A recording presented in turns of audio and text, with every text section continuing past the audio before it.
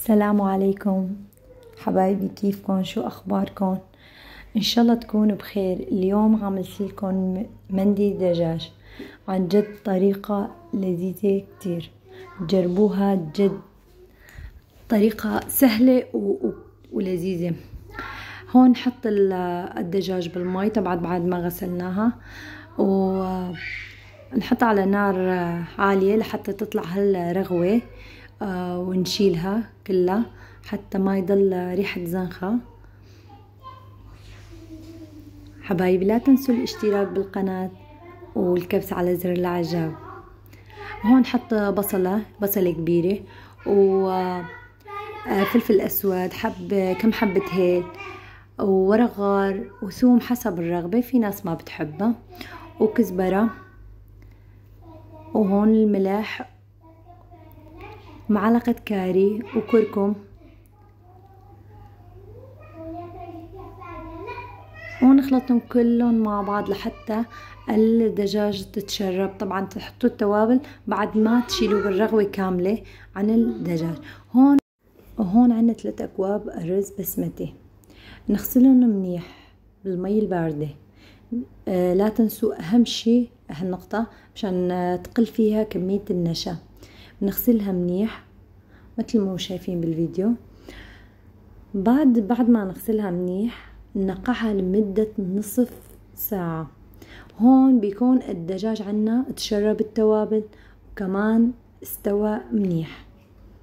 نحطها نصفيها من الدجاج من المي، نطالعها من بين المرقة، نطالع كل القطع من بين المرقة الدجاج ونخليها على جنب. هون نحط معلقتين زيت او دين حسب ما انتو بتحبوه، بس انا بفضل الزيت لحتى الرز تكون محبحبة كل حبة لحالها. ونحط مثل ما شايفين حبات قرفة، هيل، قرنفل، ونضع كمية الرز كلها اللي نقعناها، ونفضي فوق المرقة الدجاج. طبعا تكون سخنة شوي، وبعدين نخلطها ونضع. انا حطيت فلفلة خضراء، طبعا هاي حسب الرغبة، في ناس ما بتحب، ونحط الملح حسب الرغبة، وبدل الفلفل اختيارية، يعني انا هيك بحب طعمتها، في ناس ما بتحبها.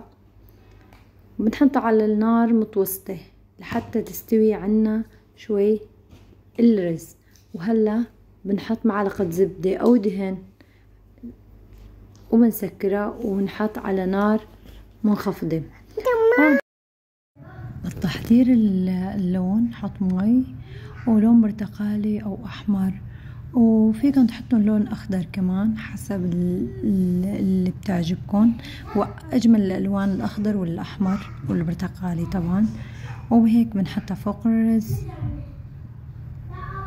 وعلى نار هادية، نخليها شي 15 دقيقة و10 دقائق وبنطفيه.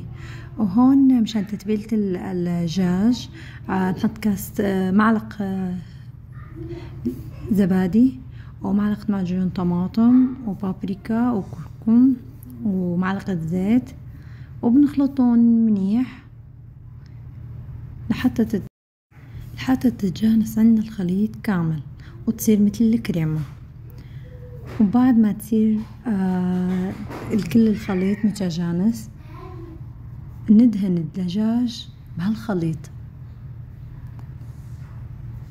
تعطيه طعم كتير طيبة، وتعطيه لون كمان ذهبي، لون كتير حلو، وكمان نكهة كتير طيبة.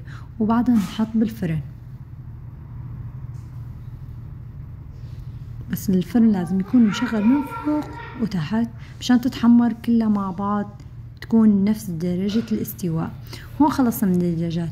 هون لنحضر الدقوس، 3 قطع طماطم، وحدة فلفل حار او الرومي حسب ما انتو بتحبوا، و2 فص ثوم، معلقة معجون طماطم، وكمان عصيرة ليمونة، ورشة ملح، وحزمة بقدونس او كزبرة. هون بنخلطهم لحتى كلها تصير متجانسة وتكون عنا جاهزة.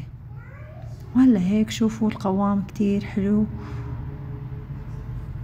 كمان صار جاهز الصوص.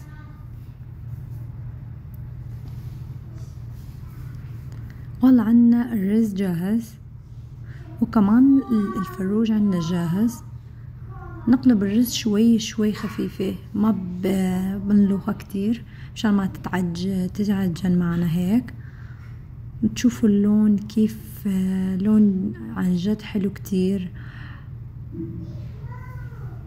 والطعم أطيب جد، جربوه. بعدها بنحط قطع الفروج فوقها لحتى تعطي الرز طعمة الفروج المشوي. وهاي حسب الرغبة، إذا بتحبوها مدخنة بتشغلوا في قطع فحم وبتحطوا عليه زيت زيتون وبتسكروها لحتى تتشرب النكهة المبخرة، تصير كأنه طعم شوي كتير، تعطيها طعمة ونكهة. طبعا هاي حسب الرغبة، في ناس ما بتحب هاي النكهة. والطبق هلا هيك جاهز، شو رأيكم؟ ويلا نفضيها سوا. هون بنجيب صحن التقديم ونفرغ الرز. شوفوا المنظر هيك جاهز. ونحط قطع الصدر الفروج، وهون جاهزة وألف عافية. ولا حبيباتي لا تنسوا الاشتراك بالقناة وادعموني لحتى يوصلكم كل جديد. بحبكم كتير، وأي أسئلة تخطر على بالكم اكتبوا لي بالتعليقات وإن شاء الله رح أجاوبكم. وبحبكم كتير.